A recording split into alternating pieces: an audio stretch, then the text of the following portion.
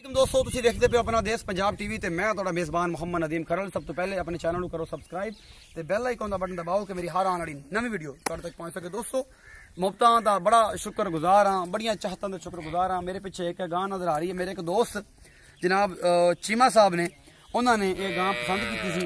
ये 83,000 रुपए च उन्होंने फाइनल हुई है। ये जनाब गुजरांवाला अलीपुर चट्ठा दे नाल नाई वाला चट्ठा है, शायद गालबन उन्होंने पिंड अलीकोट, ये उत्थे जा रही है। ये जनाब अल्लाह पाक उन्होंने नसीबां च करे ते पाकिस्तान एयरफोर्स नूं दिल दियां था कराइयां ना पाक आर्मी नूं सिर मत्थे रख के सलाम है कि जिहड़ी अपनी जानां ते खेल के जानां दे नज़राने पेश करके साडा अमन ते सुकून बहाल रखते हैं।